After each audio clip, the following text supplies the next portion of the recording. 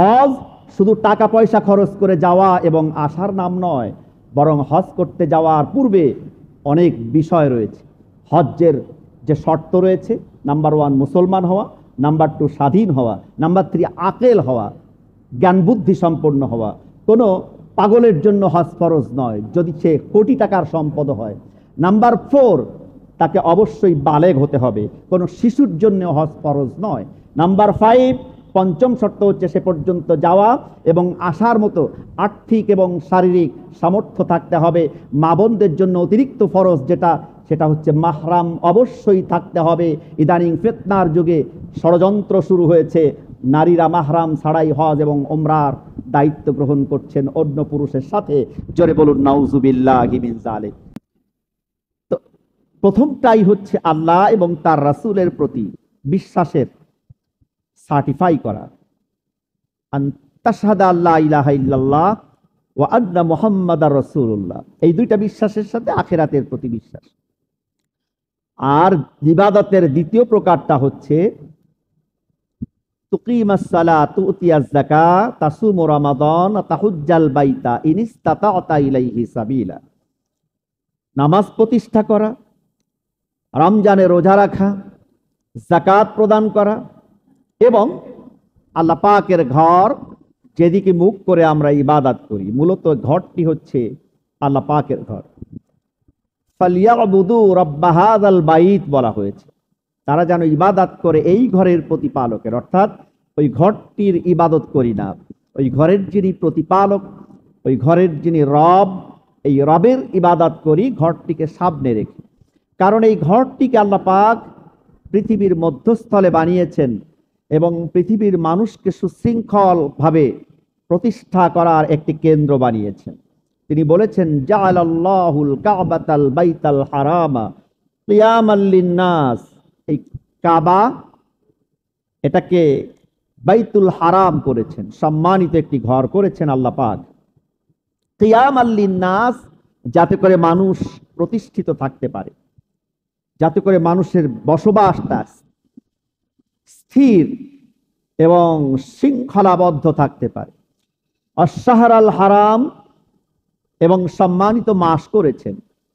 কারণ হজ সুনির্দিষ্ট স্থানে, সুনির্দিষ্ট মাসে, সুনির্দিষ্ট পদ্ধতিতে কিছু কার্য সম্পাদন করা, যেটা আল্লাহ পাক নির্দেশ করেছেন এবং যেটা তার রাসূলকে নির্দেশ করেছেন। এই নির্দেশিত পথে, নির্দেশিত কর্মে, পন্থায় কাজগুলো সম্পাদন করার নামই হচ্ছে হজ। হজ শব্দের অর্থ সুমহৎ কাজের ইচ্ছা পোষণ করা। এটি দুই ভাবে এসেছে, একটা হার উপরে জবর দিয়ে আর একটা হার নিচে জের দিয়ে। হিজ্জুন আর হাজ্জুন, এটা শুধু ধনীদের জন্য আল্লাহ পাক ফরজ করেছেন। আর পাঁচটি শর্ত রয়েছে হজ করার জন্য। তার প্রথমটি হচ্ছে মুসলমান হতে হবে। অনেক ধনী কিন্তু আল্লাহকে বিশ্বাস করে না, তার জন্যই কাবার চত্বরে প্রবেশ নিষিদ্ধ করা হয়েছে। নবী করিম সাল্লাল্লাহু আলাইহি ওয়াসাল্লাম মক্কা বিজয়ের দিনে ঘোষণা করেছেন, কোন মুশরিক, কোন ইহুদি, কোন খ্রিস্টান এই এলাকায়, এই হেরেমের চত্বরে যেন না আসে। মক্কা বিজয়ের পরে তিনি বলেছিলেন। আর তিনি বলেছেন, যে সকল মুসলমান সামর্থ্য থাকার পরেও হজ করতে আসে না, সে ইহুদি অথবা খ্রিস্টান হয়ে মারা যাক, তাতে আমার কোনো যায় আসে না। এটা কঠিন ধমকের কথা। কারণ ইহুদি আর খ্রিস্টানরা দুইটা জিনিসে বেশি অভিযোগ দায়ের করে, আপত্তি পেশ করে। একটা হচ্ছে নবীজির রিসালাত, আর একটা হচ্ছে কাবার হজ। তাদের কেবলা তারা মনে করে বাইতুল মুকাদ্দাস, তা নিয়ে তারা যুদ্ধ করে, অন্যায় কাজ করে, সেটাকে জবরদখল করার জন্য হত্যা, লুণ্ঠন, সন্ত্রাসী করে। আর একটা কাজ, সেটা হচ্ছে হিংসার কারণে। আর একটা হচ্ছে নবী করিম সাল্লাল্লাহু আলাইহি ওয়াসাল্লামকে তারা নবী হিসাবে মানে না। এই মারাত্মক দুটি অন্যায় তারা করে। এজন্য নবীজি এই ধমকটা দিয়েছেন, যে ব্যক্তি হজের সামর্থ্য থাকা সত্ত্বেও হজ করতে আসলো না, সে ইহুদি বা খ্রিস্টান হয়ে মারা যাক, আমার কোনো যায় আসে না। এটা খুব গুরুত্বপূর্ণ বিষয়, ভয়ঙ্কর কথা। অন্য হাদিসে এসেছে যে হজ যদি ফরজ হয় তাহলে সে যেন তাড়াতাড়ি দ্রুততার সাথে হজ করে। কারণ সে জানে না সে কবে মারা যাবে অথবা তার উপরে কি অবস্থা হবে। এক সময় হজ করতে যাইতে 3 লক্ষ টাকা লাগতো, এখন 6 লাখ টাকা লাগে। আপনার আমার উপর এখন হজ ফরজ, অলসতা করে আমি গেলাম না, আগামী বছর আপনার এই ফরজটাই আপনার উপরে অবধারিত থাকবে, টাকার পরিমাণ বেড়ে গেল। এজন্য নবীজি সতর্ক করেছেন হজ্জের বিষয়ে। ধনীদের জন্য হজ হচ্ছে শারীরিক এবং আর্থিক ইবাদত, আর ধনী গরিব নির্বিশেষে সকলের জন্য সালাত এবং সওম, এই দুইটা হচ্ছে সকলের জন্য ইবাদত, সমতা রক্ষা করে। আর হজ শারীরিক আর্থিক ইবাদত, যাকাত হচ্ছে শুধু আর্থিক ইবাদত। মানুষ যে অর্থ সম্পদ ভোগ করে এটাকে পরিশুদ্ধ করার জন্য যাকাত ফরজ করেছেন। আর বাইতুল্লাহ শরীফে গিয়ে হাজিরা দিতে বলেছেন, যাতে করে সে বোঝে, ধনীদের জন্য বিশেষ করে, যাতে করে এই ধনাঢ্য পরিবারের লোকজন বোঝে আমার আর অর্থ সম্পদ কি, আল্লাহ পাক হচ্ছেন আমার প্রভু, তিনি আমাকে অর্থ দান করেছেন, তিনি এই জিনিসগুলো স্মৃতিস্বরূপ রেখে দিয়েছেন স্মৃতিচারণের জন্য। বিশেষ করে 3জন নবী এবং 2জন মহিয়সী নারীর স্মৃতিচারণ করতে আল্লাহ পাক এই হজের ফরজ ওয়াজিব বিধিবিধানগুলো রেখেছেন। জোরে বলুন সুবহানাল্লাহ। 2জন নবীর একজন হচ্ছে আদম আলাইহিস, 3জন নবীর একজন আদম আলাইহিস সালাম, আর একজন ইব্রাহিম আলাইহিস সালাম, আর একজন হচ্ছে মুহাম্মাদুর রাসূলুল্লাহ সাল্লাল্লাহু আলাইহি ওয়াসাল্লাম। আদম আলাইহিস সালাম তিনি পৃথিবীতে এসে হজ করেছেন, তাওয়াফ করেছেন। ইব্রাহিম আলাইহিস সালামকে দিয়ে আল্লাহ পাক মূর্তি পূজকের ঘরে আল্লাহ পাক তাকে পাঠিয়েছিলেন, এবং শৈশব থেকে আল্লাহ তাআলা তাকে রুশদ মানে হচ্ছে সঠিক পথে চলার যোগ্যতা দান করেছিলেন। তিনি সূরাতুল আম্বিয়ার মধ্যে বলেছেন, লাকাদ আতাইনা ইব্রাহিমা রুশদাহু মিন ক্বাবলু ওয়া কুননা বিহি আলিমিন। আমি ইব্রাহিমকে তোমাদের অনেক পূর্বে হেদায়েতের আলোকবর্তিকা, সঠিক পথে চলার যোগ্যতা, এটাকে বলা হয় রুশদ। এজন্য আল্লাহ পাকের কাছে দোয়া করতে হয়, আজআলনা মিনার রাশিদিন। রাশিদিন মানে হচ্ছে সঠিক পথে চলার যোগ্যতা, জান্নাতে চলার যোগ্যতা। ভালো এবং খারাপ এই দুইটার পার্থক্য সূচিত করার কোয়ালিটি, যোগ্যতা তুমি আমাদেরকে দান করো, সকলে বলি আমিন। এটা আল্লাহ পাক দান করেছিলেন তার প্রিয় খলিল। ওয়াত্তাখাযাল্লাহু ইব্রাহিমা খলিলা, আল্লাহ পাক বলেছেন ইব্রাহিমকে তিনি খলিল হিসাবে গ্রহণ করেছিলেন। জোরে বলুন সুবহানাল্লাহ। সবচেয়ে বেশি স্মৃতিচারণ এবং অবদান হজের মধ্যে ইব্রাহিম আলাইহিস সালামের। আল্লাহ রাব্বুল আলামিন একটি নেগেটিভ পরিবেশে তাকে পাঠালেন, পাঠানোর পরে তাকে তাওহীদ শিখালেন। কোনো মানুষের মাধ্যমে, কোনো হাদির মাধ্যমে, কোনো দাঈর মাধ্যমে তিনি হেদায়েত প্রাপ্ত হননি, বরং আল্লাহ পাক তার মধ্যে যে রুশদ দিয়েছিলেন, আল্লাহ পাক বলেন কুন্না বিহি আলিমিন, তার বিষয়টা আমি জ্ঞাত ছিলাম। তিনি কেমন ভাবে আস্তে আস্তে বড় হচ্ছিলেন। কোরআনে কারীমের অন্যত্রে বলেছেন, ওয়াকাযালিকা নুরি ইব্রাহিমা মালাকুতাস সামাওয়াতি ওয়াল আরদ ওয়ালিয়াকুনা মিনাল মুকিনিন। ওয়াকাযালিকা, এমনি ভাবে, নুরি ইব্রাহিম, আমি ইব্রাহিমকে দেখিয়েছিলাম, মালাকুতাস সামাওয়াতি ওয়াল আরদ, আসমান এবং জমিনে আমার যে আধিপত্য, এটা আমি তাকে অবলোকন করিয়েছিলাম, দেখিয়েছিলাম। আল্লাহ পাক যাকে ইচ্ছা তাকে এগুলো দেখান, যাকে ইচ্ছা তাকে নির্বাচিত করেন। আসমান আর জমিনের রাজত্ব, আধিপত্য যে আল্লাহ পাকের, এটা ইব্রাহিম আলাইহিস সালামকে আল্লাহ পাক দেখিয়েছিলেন। আয়াতের তাফসিরে মধ্যে তাফসিরে মাজহারি, তাফসিরি ইবনে কাসির এবং অন্যান্য বিভিন্ন তাফসিরে লেখা হয়েছে, আল্লাহ রাব্বুল আলামিন ইব্রাহিম আলাইহিস সালামের শৈশব থেকে কৈশোরে উপনীত হওয়ার সময় একটি পাথরের উপরে দাঁড় করিয়ে পর্দা সরিয়ে দিলেন। আকাশ আর জমিনের, 7 আসমান, সপ্ত জমিনের সব কিছু তার সম্মুখে উদ্ভাসিত করে দিলেন, সব তিনি দেখতে পেলেন। জোরে বলুন সুবহানাল্লাহ। ইয়াকুনা মিনাল মুকিনিন বলা হয়েছে।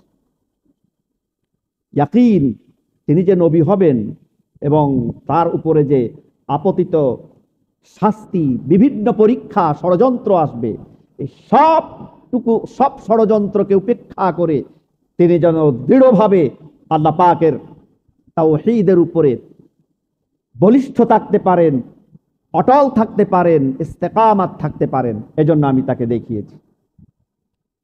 তিনি যখন দেখতে পেলেন, সব কিছু দেখতেছিলেন, বিভিন্ন জায়গায় তিনি কবিরা গুনাহে লিপ্ত ব্যক্তিদেরকে দেখতেছিলেন, আর তিনি বদদোয়া করতেছিলেন। তিনি ছিলেন মুস্তাজাবুদ দাওয়া, দোয়া করার সাথে সাথে কবুল হয়, আর দোয়া করার সাথে সাথে বদদোয়া করার সাথে সাথে কবুল হয়ে যায়।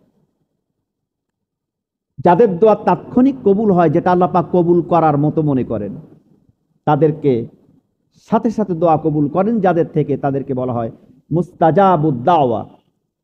তাফসীরের মধ্যে এসেছে, কয়েক ব্যক্তিকে তিনি ব্যভিচার জেনায় লিপ্ত দেখে বদদোয়া করলেন, তারা ধ্বংস হয়ে গেল।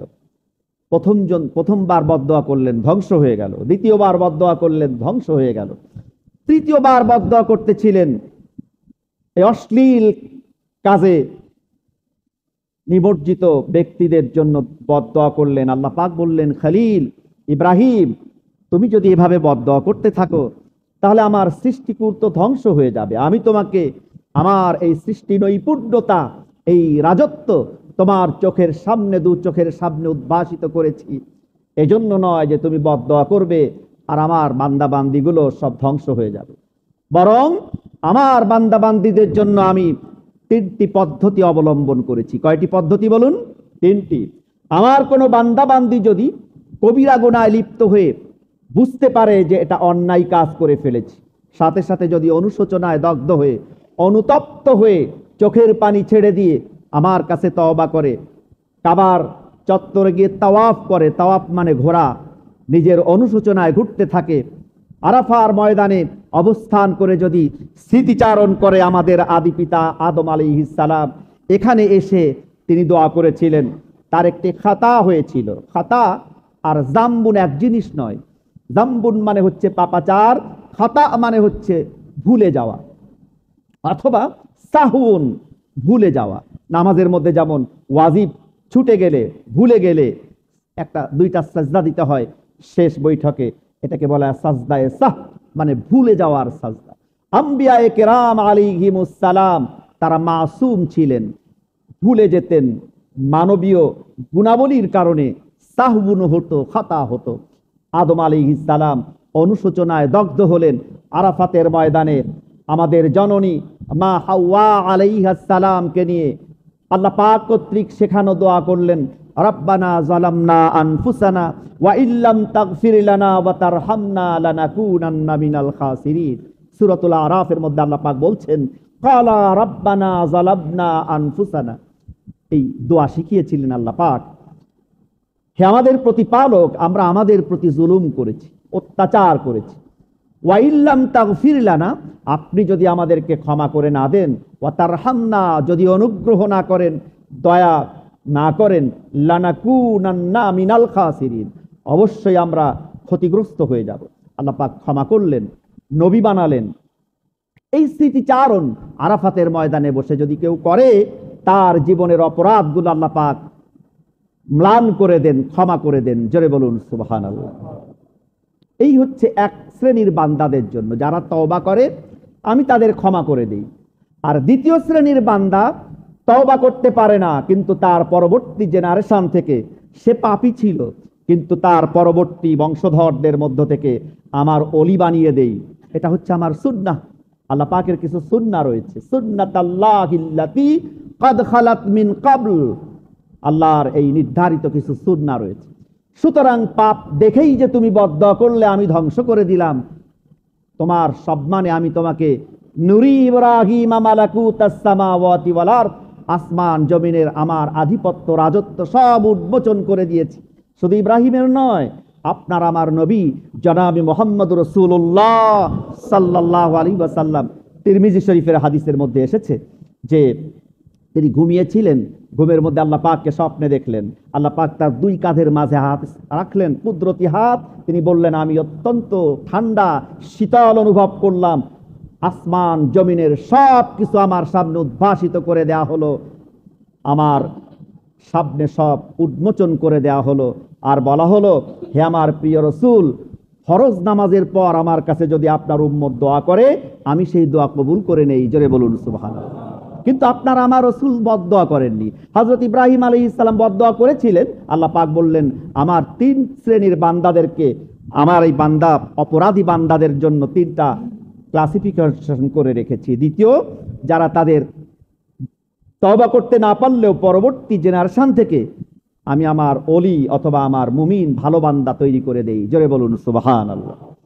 আর তৃতীয় শ্রেণীর তারা, যদি শিরক মিশ্রিত অবস্থায় তারা পৃথিবী থেকে না যায়, শিরকের গুনাহ আমি কখনো ক্ষমা করি না। কিন্তু যদি তারা শিরকের গুনাহ আর হক্কুল ইবাদ, বান্দার অধিকারের গুনাহ না নিয়ে আসে, আমি ইচ্ছা করলে কিয়ামতের দিন তাদেরকে ক্ষমা করে দিতে পারি। এটা আমার ইখতিয়ার, এটা আমার আধিপত্য, এটা আমার শক্তি। জোরে বলুন সুবহানাল্লাহ।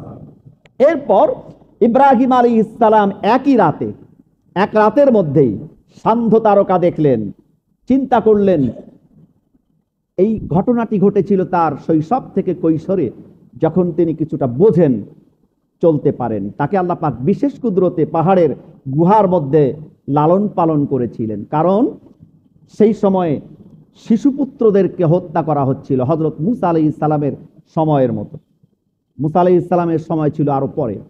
ইব্রাহিম আলাইহিস সালাম তিনি কিন্তু শৈশব থেকে কৈশোরে উপনীত হচ্ছিলেন। আর তার পিতা, তার মাতা সহ তার পরিবার, প্রতিবেশী, তদানীন্তন সময়ের সমাজ সব ছিল শিরকে নিমজ্জিত। আল্লাহ তাআলা তাকে রুশদ দান দিয়ে, রুশদ মানে হচ্ছে সঠিক পথে চলার যোগ্যতা, তাহাররাও রসাদা, প্রত্যেকটি মানুষকে এই সঠিক পথ, সত্য এবং মিথ্যা, এই দুইটার পার্থক্য সূচিত করার কোয়ালিটি আল্লাহ পাক দিয়েছেন। কিন্তু যার কোয়ালিটি যত বেশি দীপ্ত, দৃঢ়, সে তত বেশি দ্রুত গতিতে সঠিক পথে চলতে পারে এবং দ্রুত গতিতে সিদ্ধান্ত নিতে পারে। জোরে বলুন সুবহানাল্লাহ। ইব্রাহিম আলাইহিস সালাম সান্ধ্য তারকা দেখলেন, কারণ সেই সময়ের মানুষগুলি তারকার পূজা করত।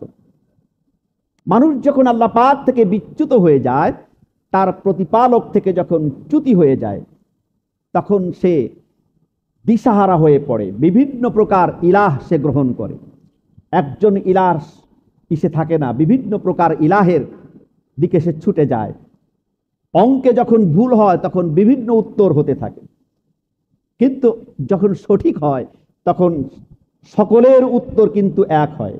সকল আম্বিয়ায়ে কিরাম আলাইহিমুস সালাম তাদের দাওয়াতের মূল মিশন, মূল কার্যক্রম, মূল উত্তর ছিল একই। জোরে বলুন সুবহানাল্লাহ। কিন্তু শয়তানের অনুচর যারা, তাদের ডিসিশন সবার এক হয় না, এবং যারা এই খপ্পরে পা দেয় তারাও পথভ্রষ্ট হয়ে যায়। ইব্রাহিম আলাইহিস সালাম, আল্লাহ পাক তাকে যে রুশদ দিয়েছিলেন তা দিয়ে তিনি ক্ষণিকের জন্য তারকার দিকে তাকিয়ে চিন্তা করছেন। ফালাম্মা জান্না আলাইহিল লাইলু রাআ কাওকাবান, রাত অন্ধকার যখন হলো, সান্ধ্য তারকা উদিত হলো। তিনি যখন তারকার দিকে চাইলেন, দেখলেন, কালা হাযা রাব্বি, তিনি চিন্তা করলেন যে এই আমার প্রতিপালক। অস্থায়ী জিনিস কখনো আমার প্রতিপালক হতে পারে না। ফালাম্মা রাআল কামারা বাযিগান কালা হাযা রাব্বি, এরপর যখন উদ্ভাসিত হলো, জলজল করে রাতের চন্দ্র উদিত হলো, তখন চিন্তা করলেন যে এই আমার প্রভু। চন্দ্র যখন রাত গভীর হওয়ার সাথে সাথে অস্তমিত হলো, তিনি একই কথা বললেন। এরপর যখন সূর্য দেখলেন, দিনের উদ্ভাসিত আলোক উদ্ভাসিত সূর্য, তখন তিনি চিন্তা করলেন এটাই তো সবচেয়ে বড়, কারণ এইটা উদিত হওয়ার সাথে সাথে সারা পৃথিবীব্যাপী আলোক উদ্ভাসিত হয়ে গিয়েছে। এরপর যখন সন্ধ্যা হয়ে গেল, সন্ধ্যা হওয়ার পর যখন সূর্য অস্তমিত হচ্ছিল, তিনি তখন বললেন, ইয়া কওমি ইন্নী বারিউম মিম্মা তুশরিকুন, ও আমার জাতি, আমি তোমরা যে বিভিন্ন সৃষ্টির প্রতি আল্লাহ পাকের সাথে শরীক করছো, আমি সেই শিরক থেকে নিজেকে মুক্ত। ইন্নী ওয়াজ্জাহতু ওয়াজহিয়া লিল্লাযী, নিশ্চয়ই আমি আমার অস্তিত্ব, আমি আমার মুখমণ্ডল সেদিকেই ফিরাচ্ছি যিনি এই আসমান আর জমিনের সব কিছু আমাদের জন্য অস্তিত্বহীন থেকে অস্তিত্বে এনে দিয়েছেন, সৃষ্টি করেছেন আমাদের উপকারার্থে। হানিফান, একনিষ্ঠতার সাথে আমি সেই মহান রব্বুল ইজ্জত ওয়াল জালালের দিকে আমি আমার অস্তিত্ব মুখমণ্ডল ঘুরিয়ে দিলাম। জোরে বলুন সুবহানাল্লাহ। কেউ কিন্তু তাকে দাওয়াত দেননি। আমরা যেমন দোকানে দোকানে গিয়ে বলি, ভাই, দোস্ত, বুজুর্গ, আসেন আমরা আল্লাহর পথে যাই, নামাজ পড়ি। তিনি শৈশব থেকে একটু গভীরভাবে চিন্তা করুন, তার আশেপাশে কেউ নেই। শৈশব থেকে কৈশোরে পদার্পণ করে নিজে নিজেই তার প্রতিপালককে খুঁজছেন, আর আল্লাহ পাক তাকে সাহায্য করছেন। এরপর যখন একটু বড় হলেন, মায়ের কোলে গেলেন, মাকে প্রশ্ন করলেন, মাগো, আপনার প্রতিপালককে, আপনাকে কে পালেন? মা বললেন, তোমার বাবা। আমার বাবাকে কে পালেন? বাপ বললেন, তোমার বাবাকে পালেন নমরুদ, যিনি এই পৃথিবীর বাদশাহ। নমরুদকে কে পালে? মুখের উপরে থাপ্পড় মেরে মুখ বন্ধ করে দিলেন আর বললেন, এরপরে আর সামনে যাওয়া যায় না। তখন তিনি গর্জে উঠলেন, প্রশ্ন আরো উদ্ভাসিত হলো, প্রশ্ন আরো চিন্তিত হলো তার মধ্যে। এক পর্যায়ে তিনি দেখতে পেলেন এই নমরুদ সহ সবাই প্রতিমার ইবাদত করছে। যে নড়তে পারে না, চড়তে পারে না, কথা বলতে পারে না, শুনতে পারে না, তার ইবাদত করছে। তিনিও সেখানে ডিসিশন নিলেন, জীবনের শুরু থেকে নিয়ে জীবন সায়ান্ন পর্যন্ত তার জীবনটা ছিল পরীক্ষা এবং পরীক্ষা। এক পর্যায়ে আল্লাহ পাক তাকে খলিল হিসাবে গ্রহণ করলেন আর তাকে বলে দিলেন, আমরা বলি যে নবীরা 40 বছর পরে হচ্ছে নবী হয়। আমাদের বোঝার ভুল এটা। আমরা যারা একথা বলি তারাও ভুল বলি। নবী করিম সাল্লাল্লাহু আলাইহি সাল্লামের উপরে 40 বছর পরে নবুয়তের মিশন দেওয়া হয়েছিল, বুইস্তু বলা হয়েছে। বুইসা মানে প্রেরণ করা হয়, কিন্তু নবী হওয়ার অফিসিয়ালি আনুষ্ঠানিকতার সাথে নবী হওয়ার পূর্বেও সকল নবী এবং রসুলদেরকে আল্লাহ পাক অব্যক্তভাবে, যেটাকে বলা হয় অপ্রকাশিতভাবে, অর্থাৎ অনানুষ্ঠানিকতা ছাড়া সকল নবী এবং রসুলদেরকে জন্মের পূর্বেই তাদেরকে সেই কোয়ালিটি দিয়ে পৃথিবীতে তাদেরকে পাঠান। জোরে বলুন সুবহানাল্লাহ। এটা আমাদেরকে বুঝতে হবে।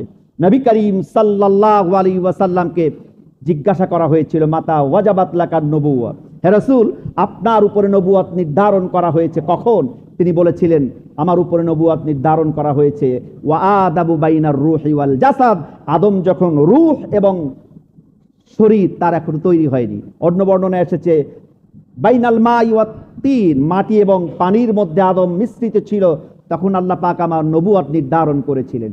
এই নবুয়তকে প্রস্ফুটিত অর্থাৎ উদ্ভাসিত করেছেন 40 বছর বয়সে পদার্পণ করার পর, কিন্তু তার পূর্বেই শৈশব থেকেই তার মধ্যে নবুয়তের স্বভাব ছিল। আমরা জানি তিনি যখন দুধমার গৃহে ছিলেন তখন তার দুধ ভাইয়ের জন্য বরাবরই একটা দুধ রেখে দিতেন, ইনসাফ কায়েম করেছেন। এটা কার পক্ষে সম্ভব? যাদের মধ্যে নবুয়তের এই বৈশিষ্ট্য বিদ্যমান থাকে। অনুরূপভাবে হযরত ইব্রাহিম, হযরত ঈসা, সকল নবীদের মধ্যে আল্লাহ পাক শৈশব জন্মের পর থেকে নিয়ে আল্লাহ পাক এই বৈশিষ্ট্য বিদ্যমান করে রেখেছিলেন। জোরে বলুন সুবহানাল্লাহ। সর্বশেষ জীবন সায়ান্নে আসার পর যখন তার কলিজার টুকরা সন্তান এবং স্ত্রীকে এই কাবার চত্বরে রেখে গিয়েছিলেন, এক বিরাট পরীক্ষার সম্মুখীন তিনি হলেন। আল্লাহ রাব্বুল আলামিন ওই যে রুশ দিয়েছিলেন শৈশবকাল থেকে, এই রুশদের কারণে এবং জীবনের সব কুদরত, জীবনে আল্লাহ পাকের কুদরত তার সামনে উদ্ভাসিত করেছিলেন, যার কারণে আল্লাহ পাক যখন যা কিছু আদেশ করেছেন সাথে সাথে সেই আদেশের কাছে তিনি শিরোধার্য হয়ে গিয়েছেন। কোনো প্রকার প্রশ্ন করেননি, যুক্তি তলব করেননি। যখনই বলেছিলেন আসলিম, সারেন্ডার করো, আত্মসমর্পণ করো, উইদাউট কোশ্চেন তিনি বলেছিলেন আসলামতু লিরাব্বিল আলামিন। জোরে বলুন সুবহানাল্লাহ।